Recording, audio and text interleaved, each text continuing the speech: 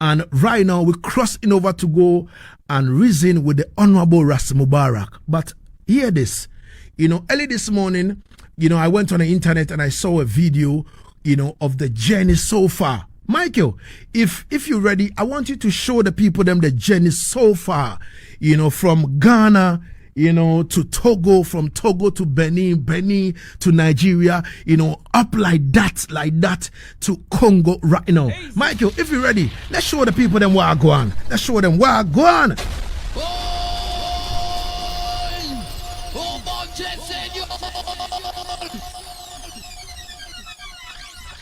Yeah, so that is the journey on your screen right now. You understand me?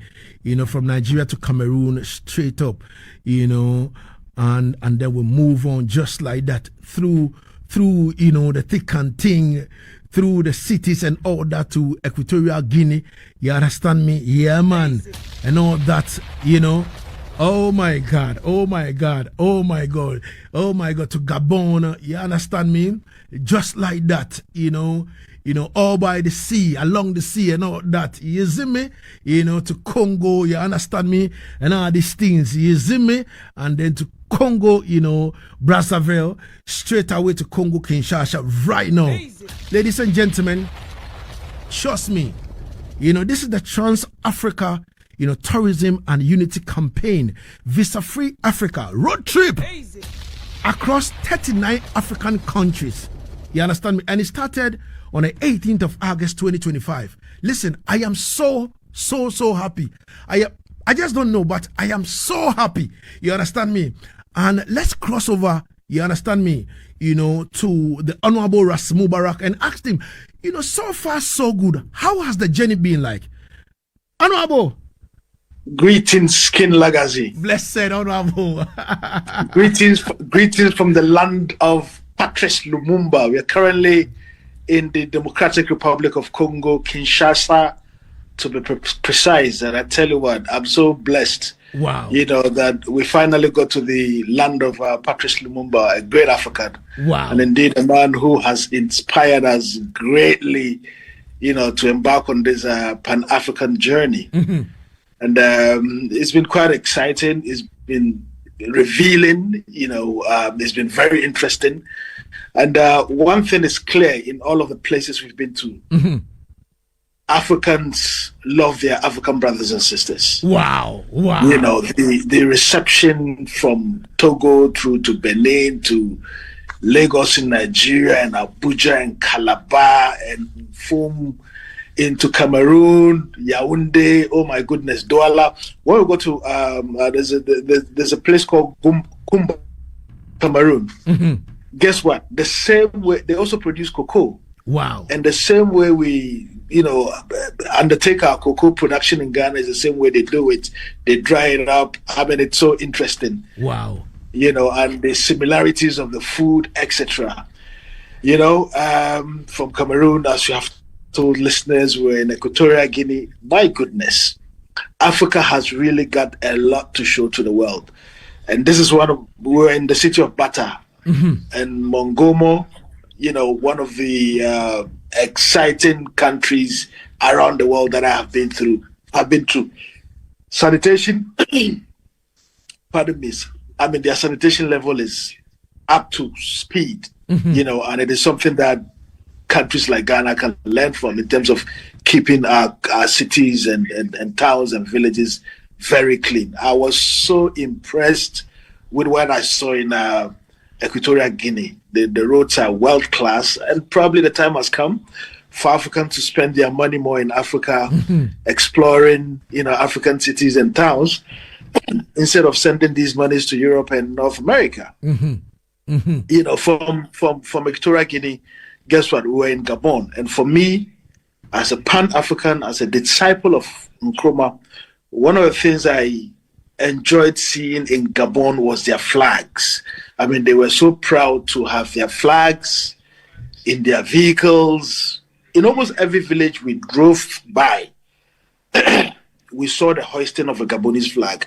Now, when I was growing up in the 80s and 90s, mm-hmm. I mean, you could see Ghanaian flags in our various schools, public schools. These days we don't even show the flags. And the flags are not just a piece of cloth, pardon me, or pieces of cloth. The flag symbolizes the toil and the struggle of our forefathers to give us sovereignty. And so as an African, it was so refreshing to see that everywhere you pass by or you pass through in Gabon, they have their national flags. I mean, you don't see Western or European and American flags in vehicles as you see them in Accra. And I think the time has come for Africans to have a rethink, especially those of us in the continent of Africa. Do we really want to project Western cultures and Western symbols at the expense of our own flags? I mean, if you can't, brandish or hoist a Ghanaian flag in your car or in your home, you shouldn't be, brandishing or hoisting another country's flag. So it was something refreshing for me as an African. And I thought that the rest of Africa could learn from what our Gabonese brothers and sisters are doing. A beautiful country by all accounts. Now, before we got to the Democratic Republic of Congo, we were told that, look, this is a country you can't even get interviews in. I see. This is a country with terrible roads, and that the journey was going to be frustrating. But trust me, imagine driving from Accra to Sunya is the security and protection of his people. Of course. So if Americans say America first, that is their business, and I don't care about that. If Europe says Europe first, that's the business. We want an Africa first agenda because we've got everything. And if Africans are trading more amongst themselves, trust me, no continent can beat us in new technology, in development, in creating sustainable jobs for our young men and women throughout the continent. And the thing is, we have a population of 1.4 billion people, a combined GDP of almost $3.4 trillion. That's massive. If you look at West Africa alone, the population of consumers, legacy, is about 450 million. So you can imagine if we're trading more amongst ourselves. You can imagine if Ghana strategically said that, look, we want to be self-sufficient when it comes to food production and be able to provide food to the city of Lagos alone, which is almost 30 million. You can imagine, the trade benefits and the jobs and the taxes that would generate from all of this. So we are quite excited to embark on this, this campaign, on behalf of all Africans. And don't forget, Ghana has always been at the forefront of the Pan-African agenda. The candle for the Pan-African fight was lighted from Ghana through late President Kwame Nkrumah. And of course, you would remember events in 1960 when Nkrumah, Modibo Keita, Sékou Touré, King Mohammed, and Gamal Abdel Nasser of Egypt gathered in Casablanca in Morocco to have a vision of Africa where we can travel freely, we can trade more amongst ourselves. What we are seeing today are what I call the vestiges of colonization, what I call the remnants of colonialism, where in spite of the, borders, we're still, divided. I'll give you two typical examples. I mean, if you take Ghana and Togo and even Benin, similar languages. If you come to, Kinshasa here, they speak Lingala. If you cross the river and you go to Brazzaville, Congo, they speak Lingala. So we are only divided, through artificial lines, and the time has come, for us to end those artificial division that were created to distort our culture and to pitch us against each other. The potential for Africa to prosper is enormous, and that is why I'm, excited by the support that we get from Asaase Radio, and I'll use this opportunity to praise your management, your good self, and especially to praise my good friend Gabi, for the continued support for this project and for the vision. It only takes a certain kind of people who love their continent enough to want to leave their families behind and the joy of, being in the comfort of their homes and embark on such a journey. This is a journey that is taking us 163 days, traversing through all kinds of terrains and weathers. But we're excited to do this because we believe in its possibility of to our Ghanaian brothers and sisters. That look, the concern that people will come and get Ghanaian passports. Who are those aiding and abetting people to get Ghanaian passports? It's Ghanaians. Yeah. And so if we can be patriotic, if we can be the change we want to see, nobody's going to come into our country and all of a sudden, assume nationality of our country. And so we shouldn't hide under the cover of insecurity, to restrict each other from visiting each other's country, learning about each other, touring each other, keeping the resources and the money right here in Africa. Today, we should be proud that Africa has a lot to showcase to the world. And Africans who have a penchant of traveling to Europe and America for holiday should begin to look at, countries in Africa. In West Africa, you've got countries such as Ghana, such as Benin, etc. In Central Africa, you've got beautiful country like Equatorial Guinea. When we went to Equatorial Guinea, we were told that you can't even get an interview. Yeah. But that was not the case. And we were interviewed by multiple, media houses. And so there's been a certain narrative about Africa that we need to change. And the narrative is that nothing good comes from our own continent. And unfortunately, it is Africans who are amplifying this negative perception of our own continent. There's sad. Nobody who points to their home with their finger. And so I want Africans to be of courage and to know that in Africa we can all prosper. Look, as I said it from the beginning, no country is perfect. If you go to the United States of America, for instance, 40 million Americans.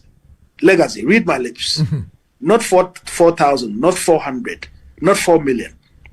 40 million Americans cannot go by a day without food stamps. In other words, without getting handouts, without going to queue to get food before they can eat. 40 million. That is more than the population of Ghana. And yet they will tell you that, America is the land of milk and honey. All right. So no country is perfect. Every country has challenges. And what we need to do has to do with infrastructure. I mean, some of the roads are in terrible condition. I mean, in spite of the very good roads in many parts of the Republic of Congo, they still have some very terrible roads. For instance, once you cross, there's a town called Moela in Gabon. Once you cross into Congo, there's the border town is Ngongo. Now, from Ngongo to Dolise, my goodness, it's one of the horrifying roads I've ever used, right? But from Dolise to Brazzaville, as I said earlier, you could drive 5 hours without, potholes. But this underscores the fact that there are development challenges, and that even though they are doing well in some cases, there's still a lot of work to be done.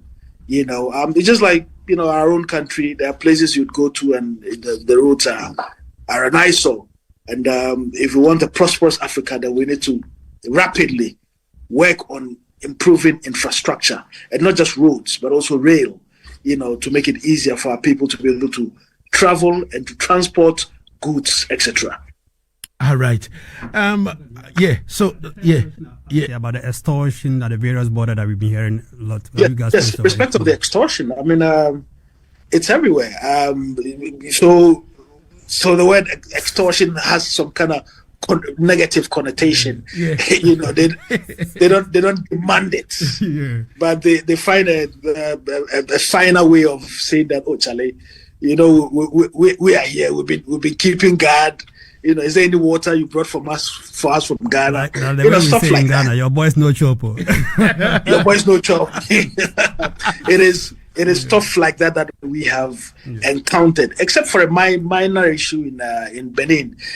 No, sorry, in Togo, when we were trying to cross into Benin, in Togo, they overly delayed us for about an hour, which I thought was bizarre, because you would expect that you should be having challenges in other African blocks, but West Africa, and I strongly believe that this is the way to go. And I'm hoping that the African Union would also revise its Agenda 2063. 40 years is a lifetime. I'm in my mid-40s, inching to my late 40s. By 2063, if God blesses me with a long life, I would have been, almost 90 years. The young man in Kwashiman or in Chebi or in Kumbungu or in Lome doesn't have 40 years. He's restless for opportunities.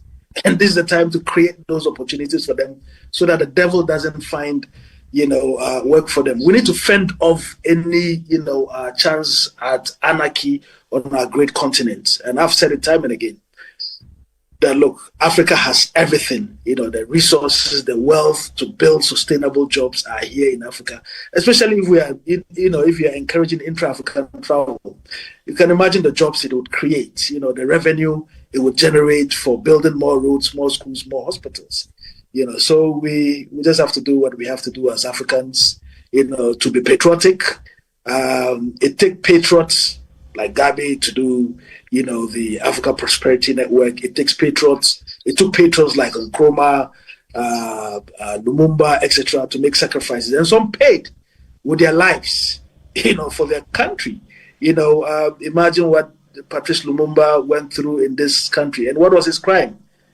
To see that his country prospers, and yet the detractors of Africa did not allow him to achieve that. And every now and then, and I say this without apology, it means no words, when I talk about these things. The West has its agenda. And the agenda is to keep us where we are, pitched against each other's enemy, and Botswana, those visas would be out. Almost 3 months. Your African brothers want to come in, and you're really, keeping them out. Wow. And then from Botswana we head to South Africa. From South Africa we do Lesotho, Eswatini, then Mozambique, then Zimbabwe, then Zambia, then Malawi, then we do Eastern Africa, so you're talking about Tanzania, Uganda, Kenya, Rwanda, Burundi, then of course Ethiopia. In Ethiopia, we want to present a petition to the AU as well, and from Ethiopia, we come back to Central Africa to do the Central African Republic, then we drive to Chad, then Niger, then pass through South Sudan, from Chad, South Sudan, into Niger, then we drive for 40 hours to Algeria. Wow. And here's another crazy thing. And I see this as one of the failings of the African Union, that since 1994, the border between Algeria and Morocco, or the borders have been closed. And so you cannot drive from Algeria to Morocco or from Morocco into Algeria since 1994. And the AU and the various regional blocs have allowed this to fester. The Africa we want to build for our kids should not have rooms for, these kinds of disagreements. No matter what the issues are, we can amicably resolve them. And I feel sad that on this journey, I have to go through Europe when I get to Algeria. Pick a ferry from Algeria to Europe, Spain, with our vehicles, and then pick a ferry from Spain to Morocco with our vehicles, and then, it's crazy. When we could actually drive into, Rabat from Algiers, so the AU also would have to be up and doing, but, we as sons and daughters of Africa, as the youth, would have to do our best. So from Morocco, we go to Mauritania, then the Sahrawi Republic, then we do Senegal, Gambia, Guinea, Guinea-Bissau, Sierra Leone, Liberia, the Ivory Coast, Ibrahim Traore's Burkina Faso. Then we come to Ghana. When we get to Ghana, we want to make a stop in Benshia to pay homage to the Otumfuo and make a stop. When we get to Accra, obviously to present our findings to His Excellency the President, and then also to pay homage to the Gamache and to do a final press conference. But this campaign would not end with our return to Ghana on the 27th of January 2026. There's a lot of work that needs to be done, and we're hoping that post this road trip, we can even, fly into countries such as Sao Tome and Principe, Madagascar, etc., to also preach the message of African unity. So we're not just preaching visa-free, but we're preaching a message of African unity where we can be united, where we can have cultural exchanges, where we can have intra-Africa trade, etc. And I'm looking forward to, a Pan-African event where annually each country, and there's something that we'll be happy to discuss with Gabi and his team, where, we are holding sort of a competition for Africans. It could be an innovation competition where African youth, can showcase their talent in, ICT, where we can say that we want the best innovative idea for 2026. And then Africans can be brought together to see how we are fixing Africa's problems.